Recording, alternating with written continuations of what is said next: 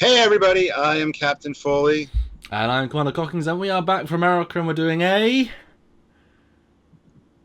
Team Trekyards podcast, and So I am beyond excited about this podcast. Yay, excitement and stuff. you're beyond the beyond of the excitement. I'm beyond excited. Yes, absolutely. That's because next week something new is coming out. Something like it's almost like Christmas. Something new and it's Star Trek related. Yes. What are we talking about today, Samuel? I'll let you fill everybody in because I'm kind of vague.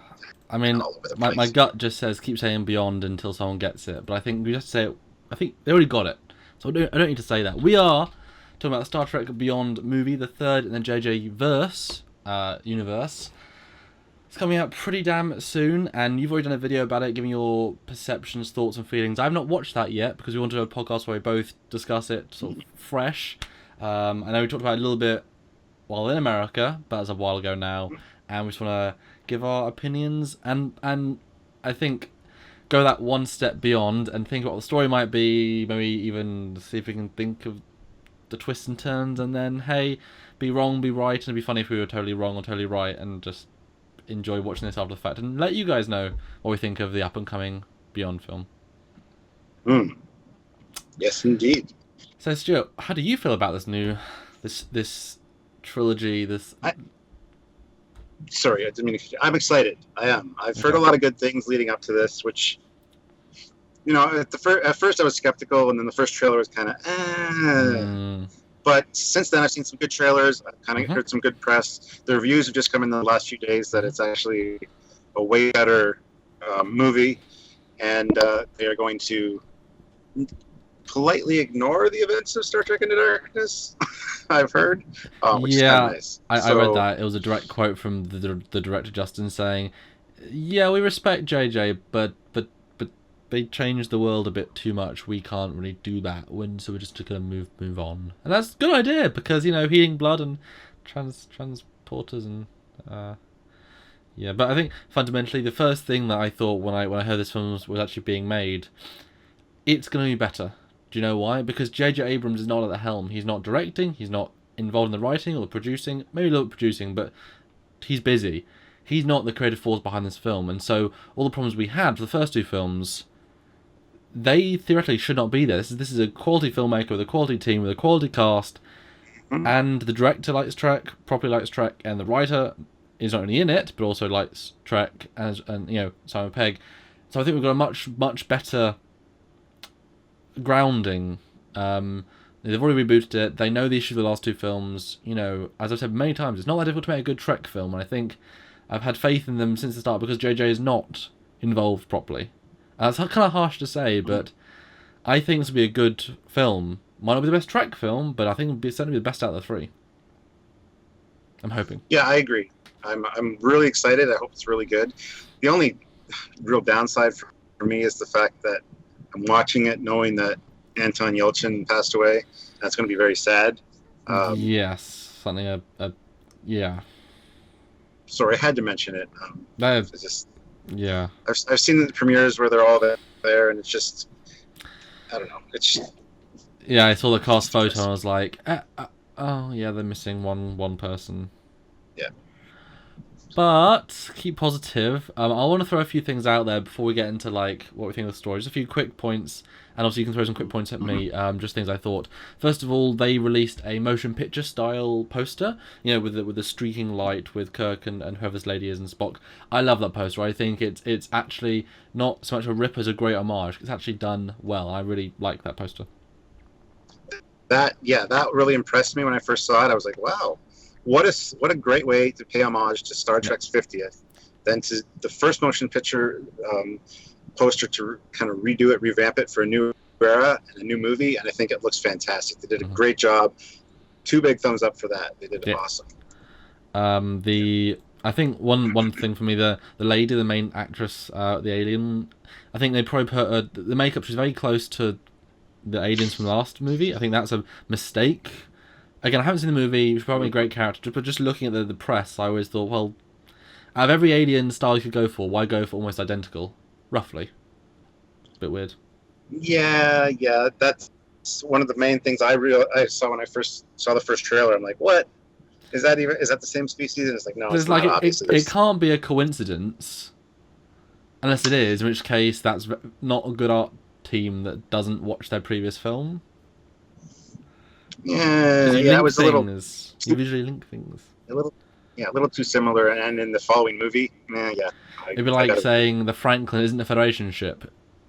Mm-hmm. Yes, it's just happens to have tuna cells and a window, but it's not a Federation ship because it's different. Another thing, I quite like the makeup on the main villain. I think his name's Kral.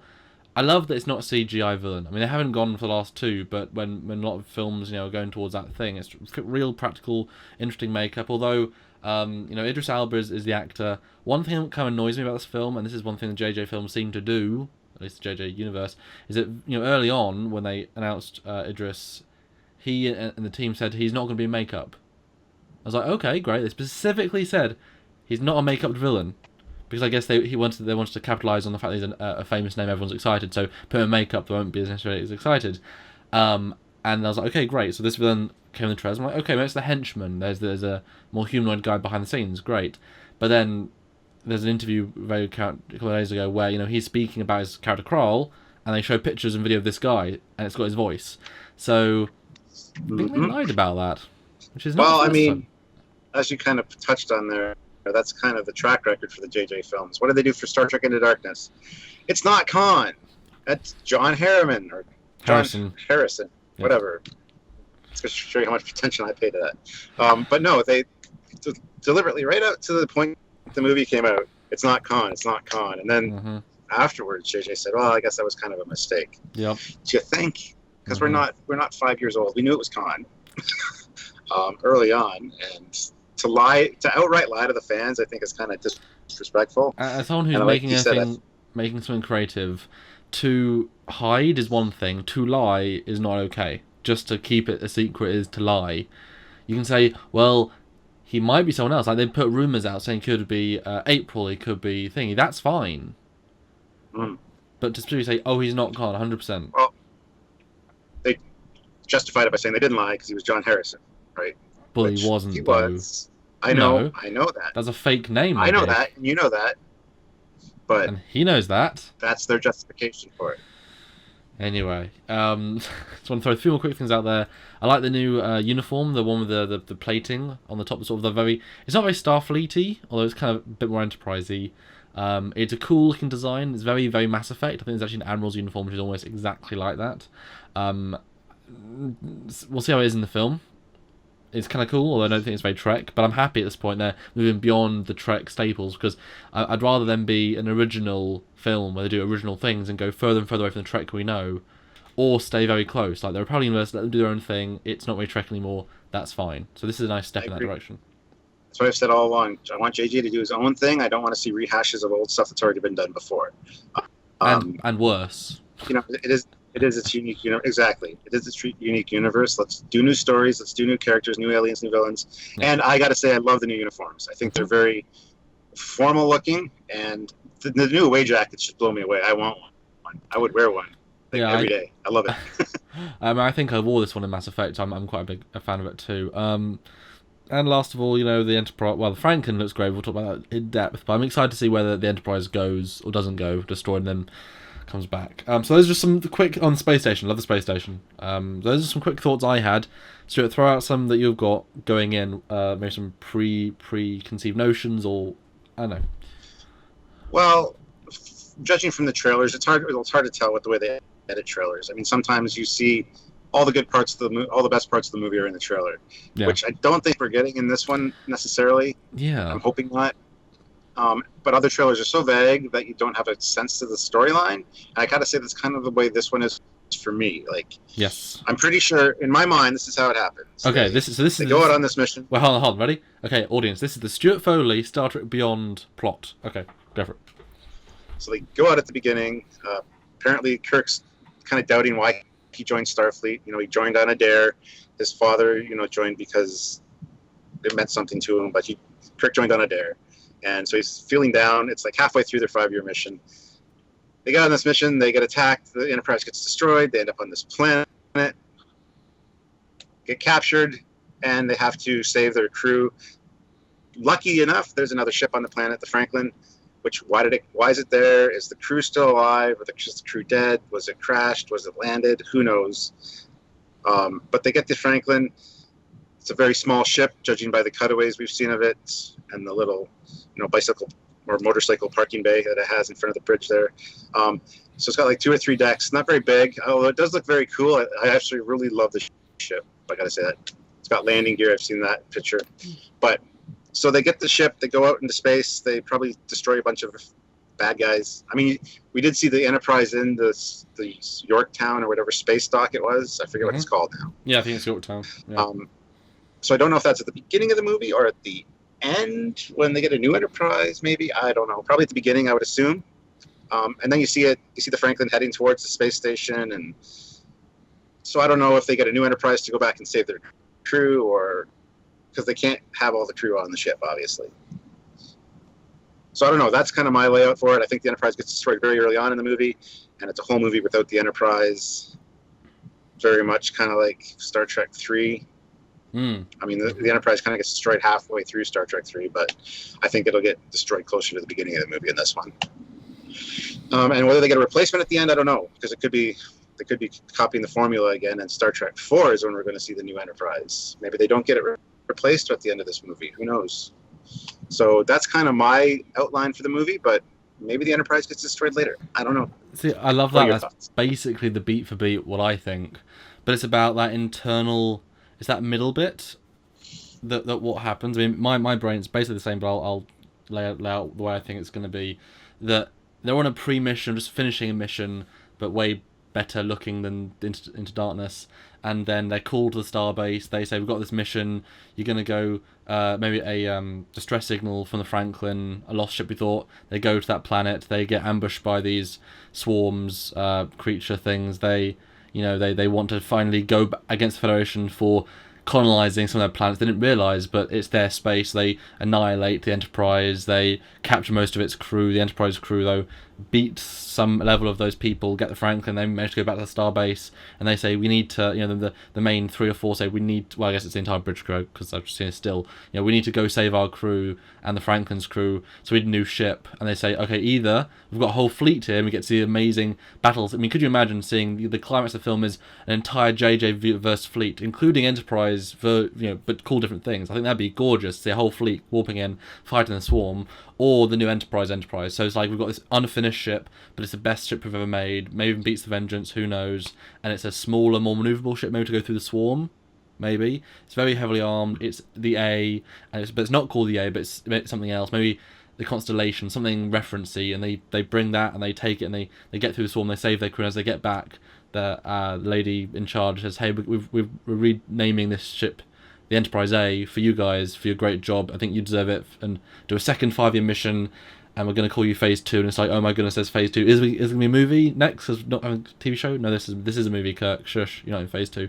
And then they're off on another mission, and they do like a Star Trek 6. No, where should we go? We'll just off and explore. And you get this great sense rebirth, and you start afresh, and they're all reinvigorated in their want for exploration. Like they've been shown maybe the error of their ways and how they're exploring, and maybe they'll do a new way, and yeah, so that's how I see it going, although there's lots of things that could happen, and I want to know how good that villain's going to be. I'd love to see a villain have multiple appearances. I'd love for him to escape and come back, because if they really have a good villain, I mean, come on, Nero would have been a cool, if he was a good villain. Imagine if the Narada, a mini ship had come off the Narada and escaped, and then had gone to the Romulan homeworld, and that the Klingons want war, the Romulans have got this guy from the future that's going to change the present.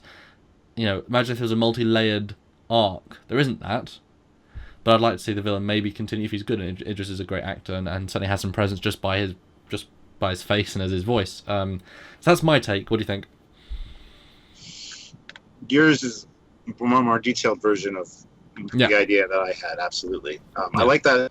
I like, though, that they send in the Enterprise on the rescue mission for the Franklin. That makes perfect sense. I never even thought about that. Because that's very Star Trek. Yeah, but the Franklin does seem like an older ship, it might have been there a while. Well, that's the thing. It's a trap.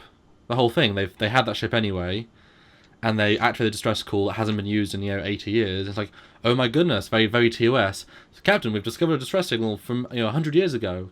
They've done that in TOS. I mean, that is multiple storylines. They go after a distress signal. I think that'd be very natural. Although that's the thing, the trailer shows that's the rough story. I think, like some twists and turns. But to give that extra context of Trek, like the intro, we're going to go do it for Trek reason, and then we need to go this place for a Trek reason, and like, rather than starting that planet or whatever, I think the Enterprise will be destroyed within the first half an hour. I think you give it some emotional context, give it a build up, make it feel very Trek, like we're on a real mission, it's a real crew, then boom, explode, destruction, fine, and then now we have to save everyone. Now it's like back into the Trek. I'm wondering, who do you think this lady is then? Because she's obviously the other character of the entire thing. I don't know if she's a member of the Franklin crew. She doesn't seem Starfleet to me. Mm-mm. She's very comfortable in the captain's seat of the Franklin now. So maybe she's a scavenger. She's been scavenging the ship for parts or trying to fix it to get it up to escape the planet herself. Huh? Maybe she's another, like she's escaped from the enemy's whatever they have going on there and helps out Kirk and crew. I don't know. My thinking is that she's trying to fix up the Franklin and perhaps escape herself with it. Then she runs into Kirk and those guys and helps them out. Would be my thought. Yeah, I would agree. A prisoner turned escapee, like the bane of those guys' existence, the one that got away that's still causing issues. And the person I get, she's the home field advantage. She knows the planet, she knows what's happening, and she's that rebellious one that's managed to survive all these years against all the odds. So she's gonna be, also learning to be really cocky about that and be really strong. So I guess theoretically she could actually be the same species. And then just like taken from that planet, 50 years ago, and then trained. I mean, you could probably easily make that as probably a bit of a leap. But again, then, and I also just remember something. From what I remember from the trailers, there's actually several types of aliens. They've got different makeups. So one's more pointy, one's more. So I mean, what do you think about the rumors, or at least the conceptual things that it could be the Dominion? Because multiple species are kind of similar. Yeah, well, the alien makeup, like I said in my other review, does look very Jem'Hadar-ish, but I'm hoping against hope it's not, because that would seem kind of silly, especially for the time period they're in. But then again, it's a different universe. Who knows what happened? Maybe they did come through the wormhole early. Well, I don't know. I hate those sorts of ideas, though, because what happened in the Narada would have no impact on the Beta, Delta, Gamma quadrants. Everything there is happening exactly the way it was, so... But yeah, I agree with you. Butterfly effect. But we're so far away. Doesn't matter. It butterfly's does. wing, A galaxy away in New York affects the weather in Tokyo. That's not enough for the global pattern to. That's the butterfly absorb effect. The slightest little change will influence things heavily. So you're saying Nero's coming through in the Alpha Quadrant has made the Ocampans go extinct because for some reason the caretaker. No, because things were already fucked up before Nero came through the wormhole thing, the time travel thing, black hole thing. Because the Kelvin was already there and it was way too huge for a Starfleet ship. So something happened prior to that. Yeah. Okay, alternate universe. I mean, to be fair though, Spock could just have not gone back in time. He just went into an alternate. Like to be fair, I've always considered it back in time. But he could just have gone into a Tholian Web style or the Intermo Darkly. He could just have gone to a parallel universe from the start. So actually, it diverged absolutely hundreds of years ago. Absolutely. Hadn't even considered that. Huh. I hadn't considered that. That solves most. There's so many possibilities. There's so many possibilities in the multiverse. Well, that solves like all the issues though. Does it? Does it really? Yeah. No, it doesn't. How do you get from Earth to Kronos in a day? Because they're faster warp. Because they're not using warp. They're not using warp. Exactly. They say punch it. So they're using slipstream. We know it's faster. Maybe they got Borg tech. Because when first contact happened, it could happen in different. Because easy. First contact still happened in their timeline, but different. They got a transwarp coil. It goes a billion times faster. Yeah, there you go. Sorted. It's obviously not warp, is it? So I just want to throw out one of my brother's theories. You know how the multiverse is supposed to be a bunch of bubbles all pressed together, sure. And each bubble is its own universe. But when you have dish full of soapy water, you got a bunch of big bubbles and some tiny ones in between. My brother's theory is that the JJ verse is one of those micro bubbles. So in reality, things aren't as far away as they are in a regular universe. They're much closer. So they can get to Earth Kronos in a day. And it explains why they've evolved so much, that the ships are so big, because, you know, they've had less time-wise, because the smaller bubble of accelerated time. Who knows? Lots of theories, lots of possibilities out there. Yeah, I remember. There you go. I remember watching that in your video about your brother's theories, like literally 2 years ago. And I thought it was an amazing idea. And people keep saying, you know, they skip time because of you know, story reasons. Like, well, we can't wait 12 hours, 18 hours, 20 hours at warp, and that's fine. But there's that one, I watched it for another reason the other day, well, yesterday, where the Enterprise warps past the Vengeance, going towards Earth, and he warps off, and then he's in the same conversation with his crew, saying, okay, now, like, he hasn't waited 12 hours to then say to his crew, okay, now we have to do this and this and this. It's like, it's within like, the way it's shown, he's clearly 5 seconds later, and then he gets attacked, comes out of warp, and now they're 10,000 kilometers from the moon. Mm-hmm. I mean, that all they had to do was have him in engineering and say, okay, Captain, we're almost at Earth. Okay, just like have at least have a cut. Because that was even quicker. I was like 5 minutes. So is that bad script writing, bad storytelling, or bad directing? Or a combination of all those? Well, it's all three, plus bad editing. I mean, even if they just had a shot of it zooming past camera really fast, and then a cutaway to Kirk somewhere else, it would have been like, oh, obviously time has passed, rather than continuing the pace of the sentence. It's just not well made. That whole film is. I mean, I'd love to get the raws and re-edit it. I could probably make a better cut of it. Probably, and I can do new CG. But I want to go back to. There's a picture I found of Justin Ling with two aliens. They could easily both be prisoners, but one is definitely jumping over with points. Another one's like another creature. But I'm pretty sure in the trailers I saw them being surrounded by lots of different styles of people. So it might be Dominion, it might be a collaboration of races, which is always interesting. You know, not just, you know, like an anti-Federation federation. Mm.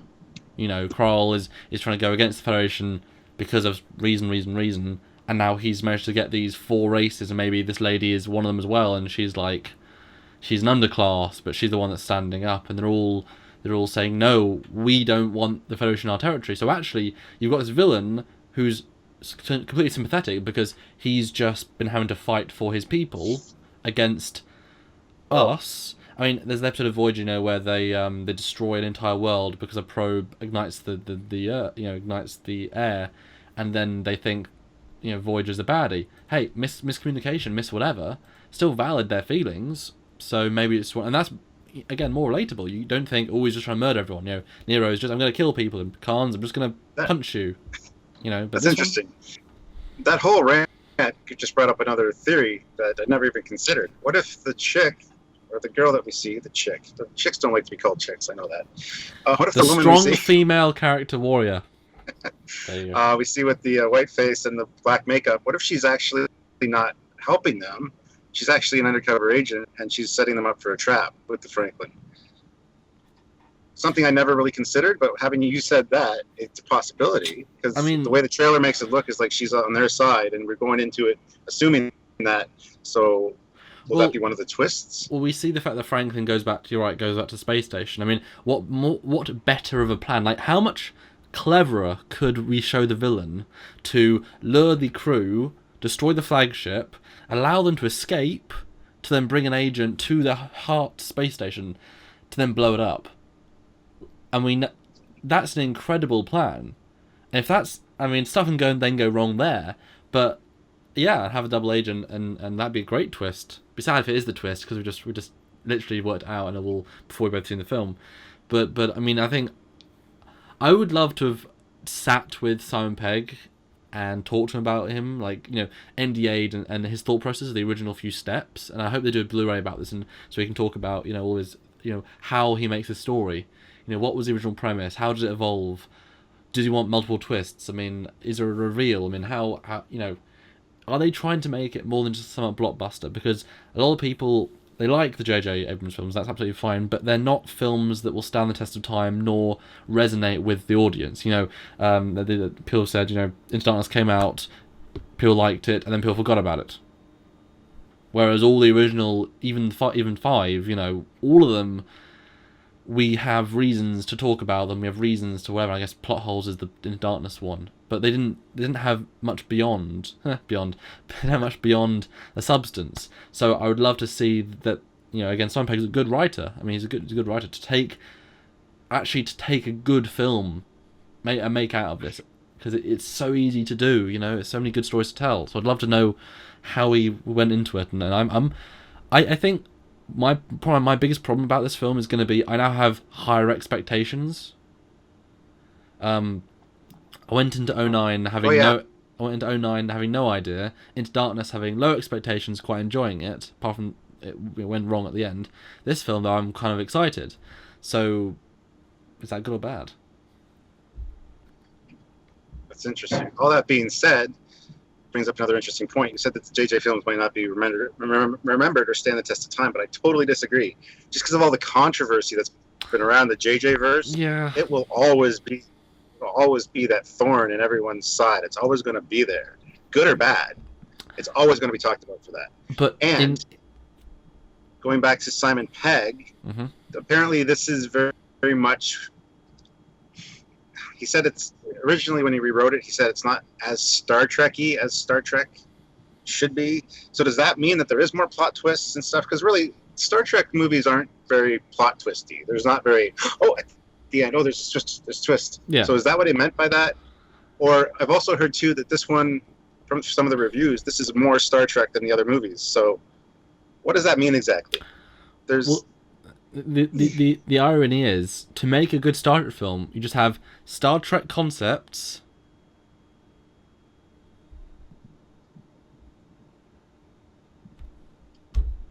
and just no plot works. And just no plot holes. Like, they have the universe, they have the tech, just a Star Trek concept told as a story.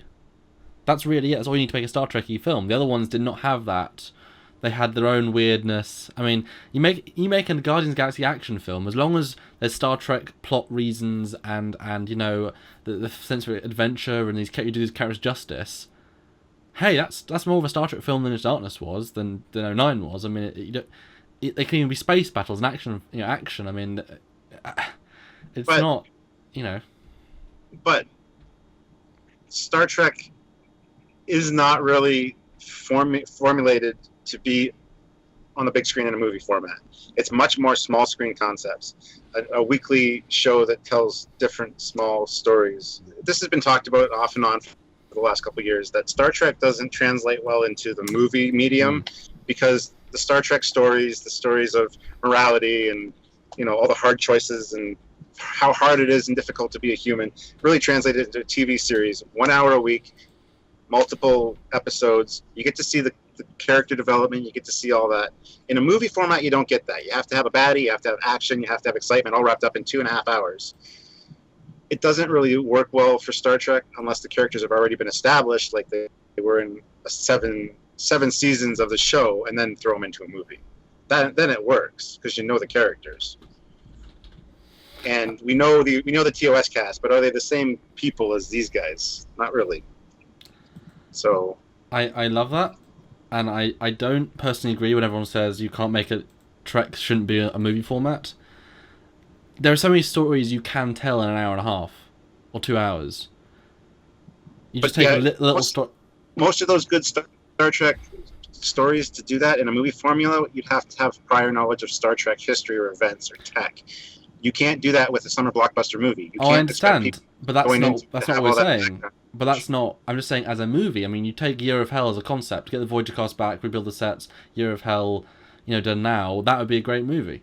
Just a story in the Star Trek universe. I don't need the villain of the week. I just need a story. I mean, you can easily do an hour and a half story. I mean, every two-parter is a movie. Best of Both Worlds is a great movie. Endgame's a pretty decent movie. It's not going to make the money. It's not going to make the money because nobody's going to see that. But that's not the point. You can make a Trek movie. You can make a 2-hour story that's really good.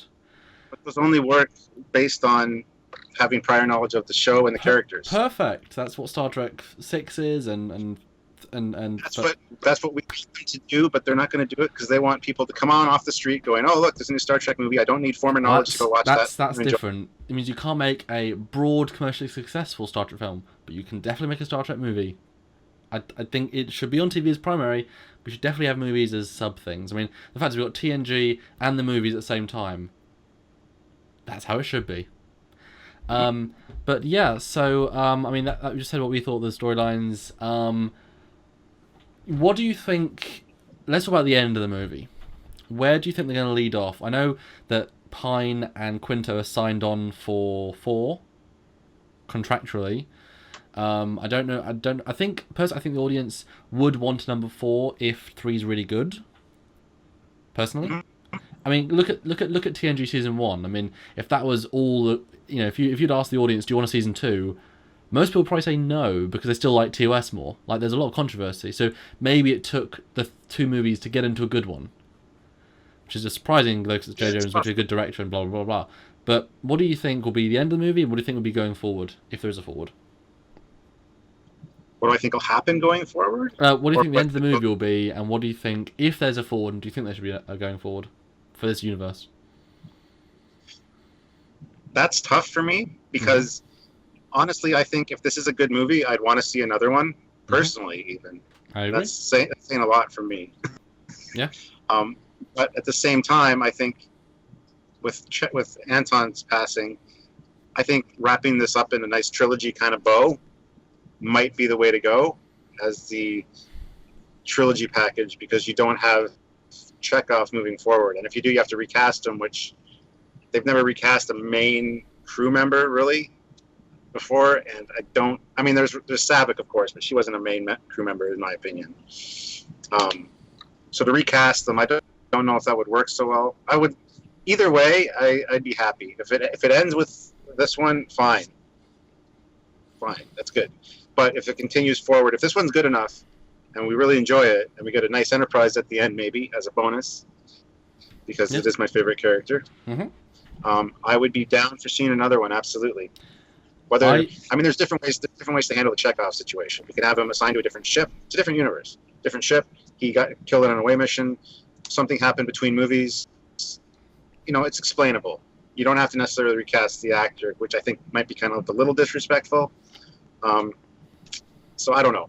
What are your thoughts? What would you like to see? Well, I'll touch on Chekhov for a second. I mean, I'm fine for them recasting because they'll do it tastefully. Like, they won't do it negatively. Like, if you want the crew of the TOS Enterprise, that's fine. Bring us Chekhov back. Like, we did it once. You can do it again. Like, he was great. That's fine. If you want to kill a character off, that's also fine. He doesn't add that much to the storylines, apart from just the crew feel. I think going for, we're obviously going to get new Enterprise. I hope it'll be the A. That would be a great reference if it's the Enterprise A. Although then there's 2 A's, and the A, the refit, is the sexiest Enterprise. So I'd rather, maybe if they had Enterprise, some other Enterprise Alpha, I don't know. So A is probably best, but Enterprise Alpha, whatever. What I would love to see, if you take Chekhov into it, to take Chekhov, add that into the mix. What I'd love to see going forward is that, you're right, that's the trilogy. Not really a trilogy, but that's the 3 TOS Star Trek films, right? Then 4 is the Sulu film, where the Enterprise is a partner. So John Cho is a main lead, because Excelsior needs to happen, Sulu needs to happen at some point. I mean, that was a missed opportunity. He could, he's done lead before. He could absolutely be the lead, and then Kirk comes in, and all you need is Kirk and Spock. Maybe Kirk and Spock. We can have Kirk, Spock, Bones, and Scotty all appear then on the Enterprise, and you have this great dual mission, and then you start pushing the universe. Then do you want to do a Reliance story, whatever you want to do? But I think Excelsior as number 4 would be a great way, because it'd show, can you have a spin-off movie of the movie? Same characters, it's cheaper, because you don't need to have this 6 cast crew. I would love to see that. And imagine a JJ really respectful Excelsior variant would be great. And especially if you're pushing the aesthetic forward for the new Enterprise, into a new direction, then can carry that forward to the new Excelsior, but more respectful. I think fans would, ooh, that's awesome. Let's do that. I think that's an easy and cheap way of making a continuation, which ticks every box. I disagree 1,000%. Wow, that's a lot of percent. Sulu should never. I hate the fact that Sulu should have got his own movie. I don't agree with that ever. I don't think he was ever that big of a character. He was never that important to me personally, and I never liked the Excelsior. So I don't think that would be a good step in the right direction for the franchise. Well, okay. I appreciate where you're coming from with it. I really do, but I don't think it would hold its own against the movies they've already released. But we don't like two of them. Exactly. So it'll be better just innately. Like it'll, like again, not called Star Trek Excelsior, but you know, and even if you push that forward into the TMP era, like you again, make it something else. But again, that's the suggestion I was going to make. But then you don't need the Enterprise. Like again, you have no Chekhov. It's better to have an Excelsior storyline and have Chekhov do somewhere else, because they're not going to make 5 or 6 or 7 of these. Clearly, with the amount of controversy and things, it makes way more sense. And I didn't want to see a Sulu movie. I want to see a Sulu TV show. That would have been perfect. See his development and see that ship, beautiful ship, great crew. I mean, you already had the entire cast they brought back for flashback. You know, his personality. You had Tim Russ. You know, come into the TV show would have been perfect. Would have been problem ideal. with that is then it becomes like Family Guy. Family Guy had the Cleveland show spin-off. Didn't survive. It's just not. Nobody cared. Yeah, but Star Trek had TNG, had DS9, had Voyager. I mean, for every Cleveland show, there's a Voyager. I know, but those are new cast members. Those are new. But yeah, new Cleveland. things. Cleveland didn't have his double son. Didn't have the bear. I mean, didn't have any of the other characters. I mean. I just don't think that would. Okay. Voyager still had, you know, all the tech, had all the knowledge, had all the backstory. I mean, you know, for every good spin-off, there's a bad one. Stargate Atlantis, you know, was a perfect spin-off, but it had, you know, reprising, had, you know, McKay in it. I mean, there's easy ways of doing it. I think probably do an Atlantis version, and then you can bring other characters in. And like I say, a Star Trek 6 again, but the Excelsior would be the prime. And then talking about movies now or TV shows? No, I mean these aren't going to be TV shows. Although to be fair, I would happily. I've said this before. Happily see John Cho. He's done TV shows. Have him do an Excelsior TV show. It doesn't need to be the Excelsior per se. That's the most respectful thing to do. But in terms of like clever fan continuity, that was the thing that should have happened, could have happened, and then to make it like this natural step, age it again another 10 years, 5 years, you know. Yeah, be clever. I think moving it into the motion picture will be the next step for the next movie, because they are accelerating the timeline kind of. But then, like I said, what do you do with to like year 1 to like year 3? This one, let's move it up. Let's keep going that way. I don't have a problem with that. I don't think they're going to have like 6 more of these films. Like I'd rather them do something new. Like you say, it's a trilogy. If you've only ever done before, so you got 3 in the altered TOS universe. So one's technically Cage, I guess. One's Cage, 2 are TOS. Then a random motion picture. I mean, I don't know. Well, again, there you go. That's what. Yeah. Well, okay, that's the future. I got one more thing we have to talk about. Go for it. Absolutely. And this is one of the controversial things about Sulu being gay. Okay. Now, so why is that controversial? Okay. Well, I don't have a problem with it personally. As far as I'm concerned, who cares what his sexual orientation is? It doesn't matter to me. It doesn't. Whatever. Mm-hmm. And then everybody brings up the fact that he had a daughter, and if you saw the cameo with Justin Lin in the movie, he's supposed to be Sulu's boyfriend or husband, and he's carrying. I haven't seen that. He's carrying their daughter. Because something's under attack. I think the Starbase or something. Is that the picture? Oh, I didn't know about that. Oh. Yeah, Justin Lin has a cameo where he's apparently Sulu's husband or whatever, and they have it. That's so funny. I have no problem with that controversy. I don't even know why it's a controversy. Who cares? It's whatever. It's a different universe. Even if Sulu was straight in the Prime universe, who says that he can't be gay in this one? Do you have a problem with it? I know George Takei said it's unfortunate because the character wasn't meant to be gay, and that speaks volumes coming from George Takei. Yeah. And I can see why he says that, but at the same time, I can see why Simon Pegg did it, because Star Trek is all about showing off that diversity of cast and crew, and what better way to do that in today's day and age than to do that? And it's the natural character selection to do that with. If they'd done it with Kirk, I might have a little bit of an issue. You know what I mean, though? Like, because Kirk's the womanizer. That's not a good word for him, but he's the ladies' man. But what do you think? Do you have a problem with it? And what are your thoughts on both sides of that controversy? Well, okay, so he can be gay, that's fine. I think if they made him bi, that'd be better, because then doesn't matter. He has a boyfriend now, he had a girlfriend in the prime timeline. Why are more people bisexual? Having him be gay, make him bi, having a husband, that's fine. He has Demora adoption, that's absolutely fine. George Takei's reaction to it, I get. He talked to Gene, he was the character. He embodies more of the character than John Cho does. So his interpretation, like we said with designers, like they're the sub level of canon. If George Takei says Sulu was not gay, his version, that means Prime is not gay, in my opinion. The fact is that you can't have Kirk and Sulu, Kirk and Chekhov in the same class. They're the wrong ages. So already the ages, they've been born at different times. So then why wouldn't one be now gay for no reason? Because one's 10 years younger. I mean, that because no one thinks about that he's so much younger than he should have been. You know, everyone's wrong ages. So why shouldn't one be gay? And this is obviously a very different universe at this point. So it's kind of cool, and it's a nice reference to George Takei being gay. His version, the Prime is not gay, but JJ is gay, or at least bi, or just pansexual. I mean, why not? It's the future. So many. I mean, come on, Kirk sleeps with green people.